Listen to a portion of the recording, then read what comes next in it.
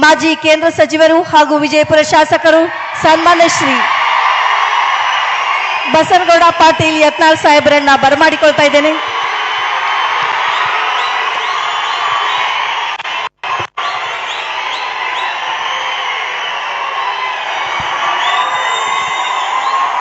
बोलो भारत माता की।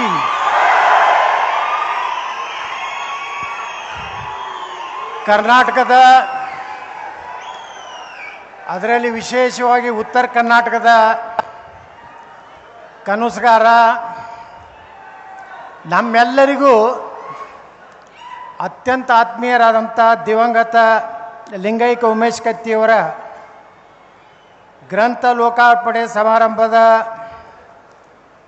ಇಂದಿನ ದಿವ್ಯ ಸಾನ್ನಿಧ್ಯವನ್ನು ವಹಿಸಿದಂಥ ಶ್ರೀಮಾನ್ ನಿರಂಜನ ಪ್ರಣೋಪ ಜಗದ್ಗುರು ಪಂಚಮ ಡಾಕ್ಟರ್ ಶಿವಲಿಂಗೇಶ್ವರ ಮಹಾಸ್ವಾಮಿಗಳು ಸಿದ್ಧ ಸಂಸ್ಥಾನ ಮಠ ನಿಡುಸೋಶಿಯವರ ಪಾದಕಮಲಗಳಲ್ಲಿ ಭಕ್ತಿಪೂರ್ವಕ ನಮನಗಳನ್ನ ಸಲ್ಲಿಸಿ, ಅದೇ ರೀತಿ ಪೂಜ್ಯರಾದಂಥ ಶ್ರೀ ಷಟಸ್ಥಲ ಬ್ರಹ್ಮಿ ಚಂದ್ರಶೇಖರ್ ಶಿವಾಚಾರ್ಯ ಮಹಾಸ್ವಾಮಿಗಳು ಹುಕ್ಕೇರಿ ಅವರಲ್ಲಿ ಭಕ್ತಿಪೂರ್ವಕ ನಮನಗಳನ್ನು ಸಲ್ಲಿಸಿ,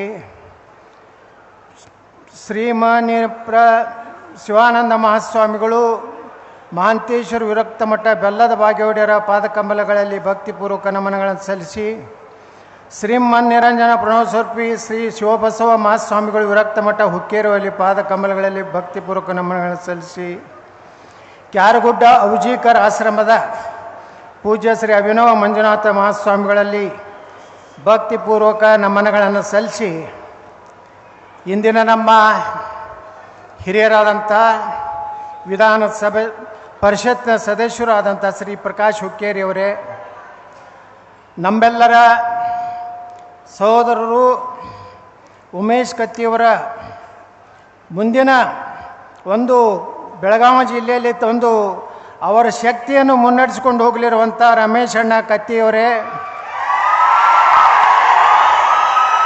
ನಮ್ಮ ಹುಕ್ಕೇರಿ ವಿಧಾನಸಭಾ ಕ್ಷೇತ್ರದ ಮಾನ್ಯ ಶಾಸಕರಾದಂಥ ನನ್ನ ಸಹೋದರಾದಂಥ ನಿಖಿಲ್ ಕತ್ತಿಯವರೇ,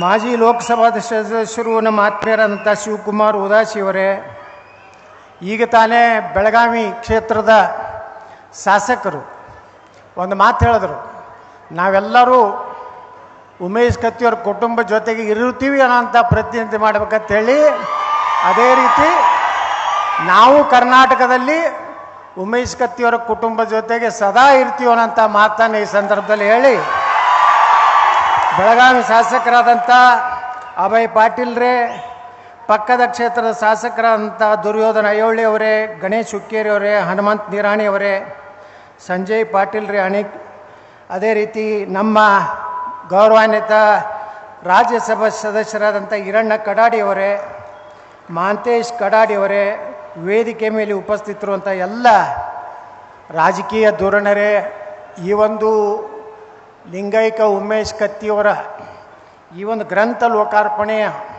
ಒಂದು ಅತ್ಯಂತ ಒಂದು ಸುಸಂದರ್ಭದಲ್ಲಿ ಪಾಲ್ಗೊಂಡಂತಹ ಎಲ್ಲ ಬೆಳಗಾವಿ ಜಿಲ್ಲೆಯ ನನ್ನ ಪೂಜ್ಯ ಹಿರಿಯರೇ, ತಾಯಂದಿರೇ, ಅಣ್ಣ ತಮ್ಮಂದಿರೇ, ಯುವ ಮಿತ್ರರೇ, ಪತ್ರಕರ್ತ ಬಂಧುಗಳೇ, ಈಗಾಗಲೇ ಭಾಳಷ್ಟು ಜನ ಉಮೇಶ್ ಕತ್ತಿಯವರ ಅವರ ಒಡನಾಟ, ಅವರ ಸ್ವಭಾವ ಯಾವ ರೀತಿ ಇದ್ದರು ಉಮೇಶ್ ಕತ್ತಿಯವರು ಅನ್ನೋಂಥದ್ದನ್ನು ಹೇಳಿದ್ದಾರೆ. ನೇರ, ದಿಟ್ಟ, ನಿರಂತರ. ಉಮೇಶ್ ಕತ್ತಿಯವರು ಅಂದರೆ ಯಾರಿಗೂ ಅನಿಸುತ್ತಿದ್ದಿಲ್ಲ, ಏನು ಹೇಳಬೇಕಾಗಿ ನೇರವಾಗಿ ಹೇಳ್ತಿದ್ರು. ಯಾರು ಹೈಕಮಾಂಡದವರು ವಾರ್ನಿಂಗ್ ಮಾಡಿದ್ರು ಬಿಡ್ತಿದ್ದಿಲ್ಲ, ಕ್ಯಾರೆ ಅಂದ್ರೂ ಬಿಡ್ತಿದ್ದಿಲ್ಲ. ಇವತ್ತು ಭಾಳಷ್ಟು ಚರ್ಚೆ ಆಗೋದೇನೆಂದರೆ ಉತ್ತರ ಕರ್ನಾಟಕ ಹಿಂದೆ ಉಳಿದದ. ಯಾಕೆ ಉಳಿದದ? ಮೂಕ ಬಸವಣ್ಣಗಳನ್ನು ನಾವು ಆರಿಸಿ ಕಳಿಸಿದ್ದಕ್ಕೆ ಉಳಿದದ. ಯಾರು ಮಾತಾಡ್ತಿದ್ದಿಲ್ಲ ವಿಧಾನಸಭೆಯೊಳಗೆ, ಯಾರು ಮಾತಾಡೋರು? ಮೊದಲೆಲ್ಲ ಹೋದವ್ರು ಸುಮ್ಮ ಕುಂಡ್ರುದು, ಕೆಲವೊಂದು ಮಂದಿ ಹೇಳಬಾರ್ದು, ಕೆಲವೊಂದು ಮಂದಿ ಬರೀ ಇಸ್ಪೇಟ್ ಆಡ್ಕೋತ ಕುಂಡ್ರದು ಮ್ಯಾಗ. ಯಾವ ಊರಿಗೆ ರೋಡ್ ಮಾಡಬಾರ್ದು, ರೋಡ್ ಮಾಡಿದ್ರೆ ಅವರು ತಾಲೂಕಕ್ಕೆ ಬರ್ತಾರೆ, ತಾಲೂಕದಿಂದ ಬೆಳಗಾವಿಗೆ ಬರ್ತಾರೆ, ಬೆಳಗಾವಿಯಿಂದ ಬೆಂಗಳೂರು ಬರ್ತಾರೆ, ಹುಷಾರಾಗ್ತಾರೆ ಅಂತೇಳಿ ಕೆಲವೊಂದು ಮಂದಿ ರಾಜಕಾರಣಿಗಳು ತಲೆಯಾಗಿ ಈ ಉತ್ತರ ಕನ್ನಡದಾಗಿತ್ತು. ಈಗ ಅವ್ರನ್ನ ನಾವು ಟೀಕೆ ಮಾಡೋದ್ರಾಗ ಅರ್ಥ ಇಲ್ಲ. ಆ ಕಡೆ ಮೈಸೂರು ಭಾಗದವ್ರನ್ನ ನಾವು ನಾವು ಉಮೇಶ್ ಕತ್ತಿಯವ್ರು ಅಂತವ್ರು ಒಂದು 10 ಮಂದಿ ಯಾವಾಗಲೂ ವಿಧಾನಸಭೆ ಒಳಗೆ ಇದ್ದಿದ್ರೆ ಉತ್ತರ ಕರ್ನಾಟಕ ಎಂದೂ ಹಿಂದುಳಿತಿರ್ಲಿಲ್ಲ. ಕೇಳಬೇಕು, ಯಾಕೆ ಹಂಚ್ಬೇಕು ಅವರಿಗೆ? ವೋಟ್ ಹಾಕಿದವ್ರು ನೀವು, ನಮ್ಮದು ಲೆಕ್ಕ ಕೊಡಬೇಕಾಗಿದ್ದು ನಿಮಗೆ. ನಾವು ಚಮಚಾಗಿರಿ ಮಾಡಿ ಸಾಹೇಬ್ರು ಅಂದು ಅಪ್ಪಾಜಿ ಅಂದು ನಮ್ಮತನ ಎಂದು ಬಿಡ್ತೀವಲ್ಲ, ಅದಕ್ಕೆ ಹಿನ್ನಡೆ ಆಗ್ತದೆ. ನಾವು ಉಮೇಶ್ ಕತ್ತಿಯವರು ನಾವು ಎಷ್ಟು ಆತ್ಮೀಯರಾಗಿದ್ದೀವಿ ಅಂದರೆ, ಬೆಂಗಳೂರಿಗೆ ನಾ ಬಂದೀನಂದ್ರೆ ಫೋನ್ ಮಾಡ್ತಿದ್ರು, ಗೌಡ್ರ ಇವತ್ತು ನಮ್ಮ ಮನೆಗೆ ಊಟಕ್ಕೆ ಬರ್ಬೇಕಂತೇಳಿ. ಅವರು ನಮ್ಮ ಬಿಜಾಪುರ ಉಸ್ತುವಾರಿ ಮಂತ್ರಿ ಇದ್ದಾಗ ಯಾರ್ಯಾರು ನಾ IB ಒಳಗೆ ಭೇಟಿಯಾಗಿ ನಡ್ರಪ್ಪ ನೀವು ಖಾಲಿ ಬರೀ ಪುಕ್ಸಟ್ಟು ಮಾತು ಹೇಳೋರು ನಡ್ರಿ ಅಂತ ಹೇಳಿ ನಮ್ಮ ಮನೆಗೆ ರಾತ್ರಿ ಊಟಕ್ಕೆ ಬರೋರು. ಎಷ್ಟು ಅವರ ಒಂದು ಅಜಾತ ಶತ್ರು ಅಂತ ಕರೀತಾರೆ. ಈ ದೇಶದಲ್ಲಿ ಅಟಲ್ ಬಿಹಾರಿ ವಾಜಪೇಯಿ ಅವರಿಗೆ ಅಜಾತ ಶತ್ರು ಅಂತ ಕರೀತಾರೆ. ಕರ್ನಾಟಕದಲ್ಲಿ ಯಾರಾದರೂ ಅಜಾತ ಶತ್ರು ಅಂದರೆ ಅದು ಉಮೇಶ್ ಕತ್ತಿಯವರು. ಎಲ್ಲಿನೂ ಸಹ ಆ ಮನುಷ್ಯನ ಬಳಿ ಹೊಟ್ಟಿ ಕಿಚ್ಚು, ಸ್ವಾರ್ಥ, ಇವ್ರನ್ನ ತುಳಿಬೇಕು, ನಾನೇ ಮುಂದೆ ಬರಬೇಕು, ಯಾವಾಗಲೂ ಎಂದೂ ವಿಚಾರ ಮಾಡದ ವ್ಯಕ್ತಿ. ಅವ್ರು ಹೇಳ್ತಿದ್ರು, ಏ ಗೌಡ್ರ ನಿಮ್ಮದು ಅರ್ಧ ರಕ್ತ ಐತೆ ನನ್ನ ಬಲ್ಲಿ ಅಂತ ಹೇಳ್ತಿದ್ರು. ಯಾವಾಗಲೂ ನಿಮ್ಮದು ಅರ್ಧ ರಕ್ತ ಐತೈತೆ, ಅದಕ್ಕೆ ನಾನು ಹಿಂಗದೀನಿ ಅಂದರೆ. ಉಮೇಶ್ ಕತ್ತಿಯವ್ರನ್ನ ನಾನು ಭಾಳ ಸಮೀಪದಿಂದ ಕೊನೆ ದಿವಸಗಳಲ್ಲಿ ಭಾಳ ಸಮೀಪದಿಂದ ನಾನು ನೋಡ್ದವ. ಅವ್ರ ಒಡನಾಟ ಹೆಂಗಿತ್ತು ಅಂದರೆ, ಅವತ್ತು ನಮ್ಮ ಬಿಜಾಪುರನಾಗ 7 ದಿವಸದ ಗಣಪತಿ ವಿಸರ್ಜನೆ ಕಾರ್ಯಕ್ರಮ ನಡೆದಿತ್ತು ನಮ್ಮ ಸಿದ್ದೇಶ್ವರ ದೇವಸ್ಥಾನ ಮುಂದೆ. ಒಮ್ಮಿಂದೊಮ್ಮೆ ಫೋನ್ ಬಂದುಬಿಡ್ತು, ಉಮೇಶ್ ಕತ್ತಿಯವ್ರು ಈಗ ಹಾರ್ಟ್ ಅಟ್ಯಾಕ್ ಆಗಿ ತೀರ್ಕೊಂಡ್ರು ಅಂತೇಳಿ. ಆ ಸ್ಟೇಜ್ ಇಳಿದು ಹೋದವ ನನಗೆ 15 ದಿವಸ ಯಾವಾಗರೇ ಮಕ್ಕೊಂಬಂದು ನೆನಪಾದ್ರೆ ತಾನೇ ಕಣ್ಣ ನೀರು. ಅಂದ್ರೆ ಸಂಬಂಧಗಳು ಹೆಂಗಿರ್ತಾವೆ, ಆ ಆತ್ಮೀಯತೆ ಹೆಂಗಿರ್ತದಂದ್ರೆ, ಉಮೇಶ್ ಕತ್ತಿ ಅಂತ ಒಬ್ಬ ಮನುಷ್ಯ ಇನ್ನೂ ಇರಬೇಕಾಗಿತ್ತು. ಅವರು ನಾವು ಏನಾರು ಕೂಡಿದ್ರೆ ಈ ಸಲ ಉತ್ತರ ಕರ್ನಾಟಕದ ಭವಿಷ್ಯನೇ ಚೇಂಜ್ ಮಾಡ್ತಿದ್ವಿ. ಅಂಥ ತಾಕತ್ತು ನಾವು ಮಾತಾಡೋ ತಾಕತ್ತಿತ್ತು ನಮ್ಮಿಬ್ಬರಿಗೂ. ನಾ ಯಾರಿಗೂ ಅನ್ಸಲಿಲ್ಲ, ಇನ್ನಂತರೂ ಮತ್ತೆ ಅನ್ಸೋದಿಲ್ಲ. ನಾನು ಏನು ತಿಳ್ಕೊಂಡಿದ್ದೆ, ನಾವು ಬರೀ ಉತ್ತರ ಕರ್ನಾಟಕ ಲಿಮಿಟ್ ಅಂತ ಹೇಳಿ. ಈಗ ಮಂಡ್ಯಕ್ಕೂ ಸಹಿತ ನಮ್ಮ ಶಕ್ತಿ ಇವತ್ತು ವಿಸ್ತಾರ ಆಗ್ತಾ ಇದೆ. ನಾವು ಉಮೇಶ್ ಕತ್ತಿಯವ್ರು ಮಾತಾಡ್ತಿದ್ರು, ಬಸನಗೌಡ ಮೊದಲು ನಾ ಮುಖ್ಯಮಂತ್ರಿ ಆಗ್ತೀನಿ ಉತ್ತರ ಕರ್ನಾಟಕ ಆದ್ರೆ, ಅಲ್ಲಿಂದ ನೀ ಆಗಕ್ಕೆ ಯಾಕೋಲಕ್ಕೆ ಸಹಕಾರ ನೀವು ಮೊದಲಾಗ್ರಿ, ನಾ ಬರೀ MLA ಇಲ್ಲ, ನೀವು ಉಪಮುಖ್ಯ ಇಲ್ರಿ. ಬರೀ ಲಿಂಗಾಯತರಾದ್ರೆ ಒಂದು ಜನ ತಪ್ಪು ತಿಳ್ಕೊತಾರೆ. ಬೇರೆ ಸಮಾಜದವ್ರು ಉಪಮುಖ್ಯಮಂತ್ರಿ ಮಾಡೋನು, ಹಿಂದುಳಿದವ್ರನ್ನ ದಲಿತರನ್ನ ನೀವು ಮುಖ್ಯಮಂತ್ರಿ ಆದ್ರೆ ಸಾಕು, ನಾನೇ ಮುಖ್ಯಮಂತ್ರಿ ಇದ್ದಂಗೆ ಅನ್ನೋಂಥ ಒಂದು ಬಾಂಧವ್ಯ ಇವತ್ತು ಉಮೇಶ್ ಕತ್ತಿಯವ್ರ ಜೋಡ ಐತಿ. ನಾವೆಲ್ಲ ತಿಳ್ಕೊಂಡಿದ್ದೀವಿ. ಹುಕ್ಕೇರಿ ಒಳಗೊಂದು ಕಾರ್ಯಕ್ರಮ ಮಾಡಿದ್ರು, ಷಷ್ಠಾಬ್ದಿ 60 ವರ್ಷದ್ದು. ಬಹುಶಃ ಆ ಕುಟುಂಬಕ್ಕೆ 60 ವರ್ಷದ ನಂತರ ಒಂದೇನೋ ಭಯ. ನಮ್ಮ ಬಿಜಾಪುರನಾಗ ಒಂದು ಕುಟುಂಬ ಐತಿ, 60 ವರ್ಷದ ತನಕ ಏನೇನಪ್ಪ ಎಲ್ಲರಿಗೂ ಕರೆದು ಊಟ ಮಾಡಿಸಿದ್ರು, ಇನ್ನೇನೇನೂ ಆಗೋದಿಲ್ಲ ನಮ್ಮ ಉಮೇಶ್ ಕತ್ತಿಯವ್ರಿಗೆ ತನಂಥದ್ದಿದ್ದಾಗ ದಿಢೀರ್ನೇ ನಮಗೆಲ್ಲರಿಗೂ ಒಂದು ಶಿಡಿಲ್ ಬಡ್ದಂಗೆ ಆದಂಥ ಒಂದು ಸುದ್ದಿ ಉಮೇಶ್ ಕತ್ತಿಯವರ ಒಂದು ನಿಧನ. ಇವತ್ತು ಉಮೇಶ್ ಕತ್ತಿಯವರು ಇದ್ದರೆ ವಿಧಾನಸಭೆಯಲ್ಲಿ ಒಂದು ಶಕ್ತಿಯಾಗಿ ನಾವು ಇವತ್ತೇನಾರು ವಿರೋಧ ಪಕ್ಷದ ನಾಯಕರು ಯಾರು ಆಗಿರ್ತಿದ್ರು ಅಂದ್ರೆ ಅದು ಉಮೇಶ್ ಕತ್ತಿ ಆಗಿರ್ತಿದ್ರು. ಯಾಕಂದರೆ ಆ ಮನುಷ್ಯರು ಈಗಾಗಲೇ ನಮ್ಮ ಈರಣ್ಣ ಕಡ್ಯಾಡಿಯವರು ಎಲ್ಲ ಹೇಳಿದ್ರಲ್ಲ, ಭಾಳ ಅಂಕಿ ಅಂಶಗಳ ಮೇಲೆ ಡೆವಲಪ್ಮೆಂಟ್ ವಿಷಯದಾಗ ನಾನು ಒಂದೇ ಕಮಿಟಿಯಾಗಿದ್ದೀವಿ. ಅವ್ರ PAಗಳು ಹೇಳ್ತಿದ್ರು, ನೀರಾವರಿದು, ರಸ್ತೆದು, ಅದನ್ನಿದು ನೋಡ್ಕೊಂಡು ಬಾದು ಏನಾಯಿತು, ಇದು ಆಯಿತು ಅಂದರೆ ಒಬ್ಬ MLA ಶಾಸಕನಿಗೆ ಏನು ಇರಬೇಕು ಶಕ್ತಿ ಇದ್ದಂಥದ್ದು. ಮತ್ತು 8 ಸಲ ಸತತವಾಗಿ ಒಂದು ವಿಧಾನಸಭಾ ಕ್ಷೇತ್ರದಿಂದ ಒಮ್ಮೆ ಅವ್ರು ಇಂಟ್ರ್ಯೂ ನೋಡ್ಲಕತ್ತಿದ್ದೆ. ನಾನು JDS ಬಿಟ್ಟು ಒಂದು ಯಾವುದೋ ಚಾನಲ್ದವ್ರು ಅವ್ರು ಇಂಟ್ರ್ಯೂ ತೊಗೋತಿದ್ರು. ನಾ ಏನು ಕುಡುಗೋಲ ಹತೋಟಿ ತೊಗೊಂಡು ನಿಂತ್ರು ನಾ ಆರಿಸಿ ಬರ್ತೀನಿ ಹುಕ್ಕೇರಿ ಒಳಗೆ ಅಂದ್ರೆ ಅಷ್ಟು ಕಾನ್ಫಿಡೆನ್ಸ್ ಇರ್ಬೇಕು. ಯಾವಾಗಲೂ ಹೇಳಿದ್ರೆ ಎಲ್ಲರೂ ಅವ್ರಿಗೆ ಯಾವುದೇ ಪಾರ್ಟಿ ಚಿಹ್ನೆ ಇರ್ಲಿಕ್ಕಂದ್ರೂ ನಡೀತಿತ್ತಂತೇಳಿ, ಹಂಗೆ ಮತದಾರರು ಸಹಿತ ಚಲೋ ಅಭ್ಯರ್ಥಿ ಇದ್ದಂದ್ರೆ ಚಿನ್ನ ನೋಡಬಾರ್ದು, ಒಳ್ಳೆ ಯಾವದಾನ ಗುದ್ದಬೇಕು. ಹಂಗೆ ಅಂದ್ರೆ ಎಲ್ಲ ಪಾರ್ಟಿಗಳಿಗೆ ಹಂಚಿಕೆ ಬರ್ತದೆ. ನನ್ನ ತಗೋತಿದ್ದಿಲ್ಲ ಬಿ ಜೆ ಪಿಗೆ, ನಾ MLC ಇಂಡಿಪೆಂಡೆಂಟ್ ಆರ್ಸಿ ಬಂದೆ ಅಂತೇಳಿ ಮ್ಯಾಗಿನವ್ರು ಕರೆದು ತೊಗೊಂಡ್ರು. ಹೊಟ್ಟೆ ನಾನು ತೊಗೋಬಾರ್ದತ್ತಿತ್ತು. ಇವತ್ತು ನಾನು ಇಷ್ಟೇ ಹೇಳ್ತೀನಿ, ಉಮೇಶ್ ಕತ್ತಿ ಅವರ ಕನಸೇನಿದೆ, ಉತ್ತರ ಕರ್ನಾಟಕದಲ್ಲಿ ನಮಗಾದಂಥ ಅನ್ಯಾಯ ಸರಿಪಡಿಸ್ಬೇಕನ್ನುವಂಥ ಅವರು ಏನೊಂದು ಕನಸಿತ್ತು, ಆ ಕನಸನ್ನು ನನಸು ಮಾಡುವಂಥ ಕಾಲ 2028 ಕರ್ನಾಟಕ ಬಂದೇ ಬರ್ತದೆ. ಯಾರೇನು ಲಗ ಹೊಡೆಲಾಕೋ ಚಿತ್ತ ಪಟ್ಟಾಗಲಕ್ಕ ಉತ್ತರ ಕರ್ನಾಟಕದವ್ರಿಗೆ ಮುಖ್ಯಮಂತ್ರಿ 2028 ಕರ್ನಾಟಕದಲ್ಲಿ ಇರ್ತಾರ. ಅಲ್ಲಿಂದ ಅಳೋದಕ್ಕೆ ಮುಖ್ಯಮಂತ್ರಿ ಇರಬಾರ್ದು, ಏನಕ್ಕೆ ಕೆಲಸ ಮಾಡೋದಲ್ಲ. ಕೆಲವೊಂದು ಮುಖ್ಯಮಂತ್ರಿ ಆಗ್ಯಾವು, ಅದ್ರ ಹೆಸರು ಸಹಿತ ನಮಗೂ ನೆನಪಿಲ್ಲ. ಸುಮ್ಮ ಆಗೋದು, ಅಲ್ಲಿ ಹೋಗಿ ಅಪ್ಪಾಜಿ ಅನ್ನೋದು, ಇಲ್ಲಿ ಕಾಕಾಜಿ ಅನ್ನೋದು, ಅವರು ಕಾಲು ಹಿಡಿದು ಮುಖ್ಯಮಂತ್ರಿ ಆಗೋದು. ಏನು ಸುಡುಗಾಡೋನು ಮಾಡೋದಿಲ್ಲ. ಧೈರ್ಯ ಬೇಕು, ತಾಕತ್ತು ಬೇಕು. ಉಮೇಶ್ ಕತ್ತಿಯವ್ರಂಗೆ ಅಂದ್ರೇ ಉತ್ತರ ಕೊಡ್ಬೇಕಾಗ್ತೈತಿ ವಿಧಾನಸಭೆ ಒಳಗೆ. ನನಗೂ ಏನೇನೋ ಮಾತಾಡಿದ್ರು, ನೀನು ಹೊರಗೆ ಹಾಕ್ಯಾರ ಹಂಗೆ, ನಿನಗೂ ಹೊರಗೆ ಹಾಕಿದ್ರು ಲೋಪಾತ್ ಕೇಳಿದೆ ನಾನು.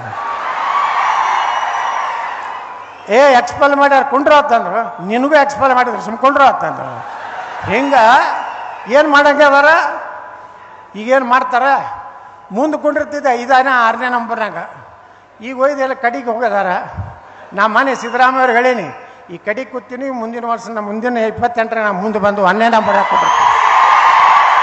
ಅದಕ್ಕೆ ನಮ್ಮ ಕತ್ತಿ ಕುಟುಂಬ ಏನಿದೆ, ರಮೇಶ್ ಕತ್ತಿಯವರು ಈಗೆಲ್ಲ ಮೊಮ್ಮಕ್ಕಳ ಕಡೆ ಭಾಷಣ ಮಾಡಿಸಿದ್ರು. ಒಂದೇನೋ ಮೊಮ್ಮಗ ಒಬ್ಬಂತರೂ ಚೀಸ್ ಐತಿ, ಅದು ಬಹುಶಃ ನಮ್ಮದು ಆದ ಮ್ಯಾಗ ಅವನೇ ಮುಖ್ಯಮಂತ್ರಿ ಆಗ್ತಾನೆ ಅಂತ ಲಕ್ಷಣ ನನಗೆ ಅನಿಸ್ಲಾಕತ್ತದ. ಆದ್ರೆ ರಮೇಶ್ ಅಣ್ಣವ್ರು ಎಲ್ಲರನ್ನೂ ವಿಶ್ವಾಸ ತಗೊಂಡು ಪ್ರೀತಿಯಿಂದ ತಗೊಂಡು ನಿಖಿಲ್ ಕತ್ತಿಯವರು ಸಂಭಾಯ್ತ ಮನುಷ್ಯ ಅದಾರ. ಹೆಚ್ಚು ಮಾತಾಡೋದಿಲ್ಲ ಅವ್ರು ವಿಧಾನಸಭಾದಾಗ. ನಾ ಹೇಳ್ತಿರ್ತೀನಿ, ಮಾತಾಡಿ ಸಾವ್ಕಾರ ಅಪ್ಪ ಹೆಂಗಿದ್ದೀನಿ ಹಿಂಗ್ಯಾಕೆ ಮಾತಾಡ್ತೀನಿ, ಹೊಡಿಯ ಅವನು ಏನಾಗಿತ್ತಾಗಲ್ಲ. ನಾ ಹಂಗೆ ಎಬ್ಸಿ ಅವ್ರಿಗೆ ಹೇಳ್ತಿರ್ತೀನಿ, ನಿಖಿಲ್ ಕತ್ತಿಯವ್ರಿಗೆ ಮಾತಾಡಿ ಯಾಕೆ ಸುಮ್ಮ ಕೊಡ್ತೀವಿ ಸಾವ್ಕಾರ, ಗಟ್ಟಿಯಾಗಿ ಮಾತಾಡೋದು ಕಲ್ರಿ. ಏನು ಮಾಡಂಗಾದ್ರೆ ಉಚ್ಚಾಟನೆ ಮಾಡ್ತಾರ. ಈಗ ನಾನು ಉಚ್ಚಾಟನೆ ಮಾಡೋರು ಏನು ನಾನು ನೆನ್ಕಿಸಿದ್ರೇನೇನೂ ಇಲ್ಲ. ಈಗ ಅನಧಿಕೃತ ವಿರೋಧ ಪಕ್ಷ ನಾನೇ ಅಡ್ಜಸ್ಟ್ಮೆಂಟ್ ಲಾರ್ದು ಹೊಡೆದೇ ಹೊಡಿತೀನಿ, ಗಾಡಿ ಹೊಡೆದೇ ಹೊಡಿತೀನಿ, ನನಗೂ ರೇಡ್ ಹಾಕ್ತೀನಿ ಅಂತಾರ, ಎಕ್ಸೈಸ್ ಕಳಿಸ್ತಾರ, ಇನ್ಕಮ್ ಟ್ಯಾಕ್ಸ್ ಕಳಿಸ್ತಾರ. ನೀವೇನು ಸುಡುಗಾಡಕ್ಕೆ ಕಳಿಸ್ರಿ, ನಾವೇನು ಮಾಡೇ ಇಲ್ಲ ಅಂದ್ರೆ ನಮ್ದೇನು ಮಾಡ್ತಾರ. ಹಾಗೆ ಉಮೇಶ್ ಕತ್ತಿಯವರು ಇವತ್ತು ನಾ ಇಷ್ಟೇ ಹೇಳ್ತೀನಿ, ಇವತ್ತೇನೋ ನೀವೆಲ್ಲ ಈ ಒಂದು ಶಕ್ತಿ ತುಂಬಲಾಕತ್ತೀರಿ. ಮುಂದಿನ ದಿವಸನಾಗ ಬೆಳಗಾವಿ ಜಿಲ್ಲೆಯಲ್ಲಿ ಒಮ್ಮೆ ನಾನು ನನ್ನ ಮನ್ಯಾಗ ಊಟ ಕೂತಾಗ ಉಮೇಶ್ ಕತ್ತಿಯವರು ನಾವು AB ಪಾಟೀಲ್ರ ಬಗ್ಗೆ ಚರ್ಚೆ ಮಾಡಿದ್ವಿ. ಪಾಪ ಉಮೇಶ್ ಕತ್ತಿಯವರು ಕಣ್ಣ ನೀರು ತಗೋದು, ಇಲ್ಲ ಬಸನಗೌಡ ಏನೋ ಆಗಿ ಪಾಪ ಅವನು ABನೂ ಬರಬೇಕು, ನಾನು ಅವ್ನು ಕೂಡ ಒಮ್ಮೆ ರಾಜಕಾರಣಕ್ಕೆ ಬಂದೀವಿ, ಯಾವುದೋ ಕಾರಣದಿಂದ ತೊಂದರೆ ಆಗೈತೆ ಅಂತೇಳಿ ಹಚ್ಚಿಕೊಡು ಫೋನ್ ಅಂತಂದರು. ನಾ AB ಪಾಟೀಲ್ರಿಗೆ ಫೋನ್ ಮಾಡಿದೆ. ಮಾಡಿ ಏನಾಗಿದ್ದಪ್ಪ ಆಯ್ತಪ್ಪ, ಇನ್ನು ಮುಂದೆ ನಾವು ಇಬ್ಬರಿಗೂ ಬೇರೆ ಬೇರೆ ಕ್ಷೇತ್ರ ನೋಡಿಕೊಂಡು ಒಂದಾಗಿ ಹೋಗೋಣ ಅಂತೇಳಿ ಮುಂದೊಂದು 15 ದಿವಸನಾಗ ನಾವು ಇವ್ರನ್ನಿಬ್ಬರು ಕೂಡಿಸ್ಬೇಕಂತೇಳಿ ಅವತ್ತು ರಾತ್ರಿ ಪಾಪ ಕಣ್ಣ ನೀರು ತೆಗೆದ್ರು ಉಮೇಶ್ ಕತ್ತಿಯವರು. ಆ ಕಡೆನೂ ಏನಾಯಿತು, AB ಪಾಟೀಲ್ರು ಮಾತಾಡಿ ಒಂದು ಹಂತಕ್ಕೆ ತರಬೇಕನ್ನೋದ್ರಾಗ ನಮ್ಮನ್ನೆರಡರಲ್ಲಿ ಇವತ್ತು ಉಮೇಶ್ ಕತ್ತಿಯವರು ಹೋದರು. ಅದಕ್ಕೆ ಬೆಳಗಾವಿ ಜಿಲ್ಲೆಯ ರಾಜಕಾರಣದಲ್ಲಿ ಶಕ್ತಿಗಳು ವಿಘಟನೆ ಆಗಿದ್ದು ಈಗ ಮತ್ತು ಒಂದಾಡೆ ಆಗ್ತಾ ಇದ್ದಾರೆ. ಎಲ್ಲರೂ ಒಂದಾಗ್ರಿ, ಎಲ್ಲ ಸಮಾಜದನ್ನು ತಗೊಂಡು ಬೆಳಗಾವಿ ಜಿಲ್ಲೆಯಲ್ಲೆಲ್ಲ ಇಡೀ ಉತ್ತರ ಕರ್ನಾಟಕದಲ್ಲಿ ನಾವು ಯಾವಾಗಲೂ ಉಮೇಶ್ ಕತ್ತಿಯವ್ರ ಜೊತೆಗೇ ಇರ್ತೀವಿ. ಆದರೆ ನಮ್ಮ ರಮೇಶ್ ಅಣ್ಣ ಕತ್ತಿಯವರು ಸ್ವಲ್ಪ ಭಾಳ ಸ್ಟ್ರಾಂಗ್ ಮಾತಾಡ್ತಾರೆ, ನನಗಿಂತ ಸ್ಟ್ರಾಂಗ್ ಮಾತಾಡ್ತಾರೆ.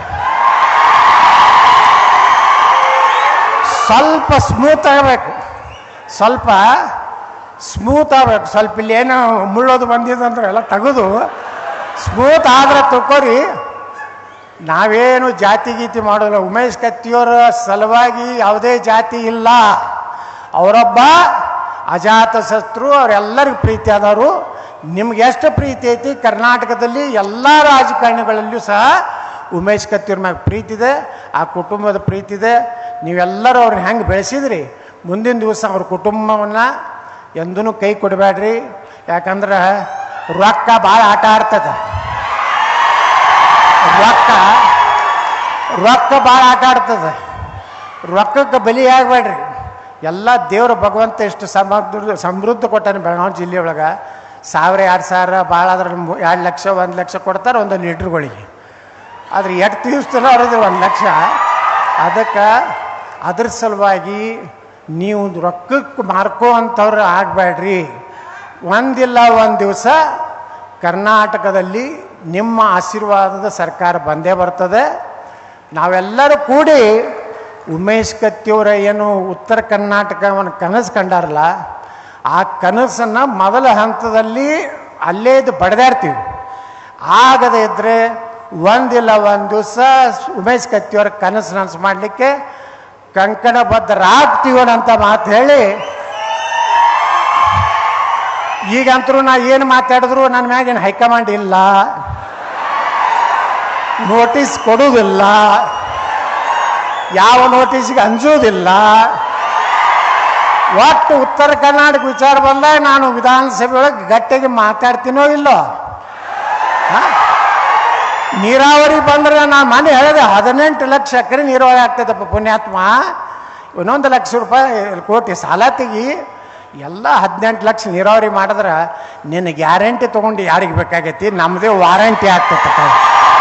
ಅದಕ್ಕೆ ರೈತರಿಗೇನು ಬೇಕಾಗಿಲ್ಲ, ಸರಿಯಾಗಿ ನೀರ ಒಂದು 10 ತಾಸು ಕರೆಂಟ್ ಆದ್ರೆ ನಿಮ್ಮ ಯಾವ ಗ್ಯಾರಂಟಿನೂ ಬೇಕಾಗಿಲ್ಲ, ಪ್ಯಾರಂಟಿನೂ ಬೇಕಾಗಿಲ್ಲ. ಅದಕ್ಕೆ ನಾ ಹೇಳ್ತೀನಿ, ನಮ್ಮ ಗುರಿ ಉತ್ತರ ಕರ್ನಾಟಕದ ಸಮಗ್ರ ಅಭಿವೃದ್ಧಿ, ನಮ್ಮ ಮಕ್ಕಳಿಗೆ ಒಳ್ಳೆಯ ಒಂದು ನೌಕರಿ, ಈ ರೀತಿಯ ಒಂದು ಸೃಷ್ಟಿ ಮಾಡುವಂಥ ಕಾಲ. ನಾವೆಲ್ಲರೂ ಕೂಡಿ ಉಮೇಶ್ ಕತ್ತಿಯವರ ಕನಸು ನಾವು ನನಸು ಮಾಡ್ತೀವಿ ಅಂತ ಪ್ರತಿಜ್ಞೆ ಮಾಡಿ ನಾನು ಮಾತು ಮುಗಿಸ್ತೀನಿ. ಬೋಲೋ ಭಾರತ್ ಮಾತಾ ಕಿ. ತಮ್ಮ ಬಲ ತುಂಬಿದ ನುಡಿಗಳೊಂದಿಗೆ ವೇದಿಕೆಯಲ್ಲಿ ಸಂಚಲನ ಮೂಡಿಸಿದ ಮಾನ್ಯರಿಗೆ ಧನ್ಯವಾದಗಳನ್ನು ಸಮರ್ಪಿಸ್ತಾ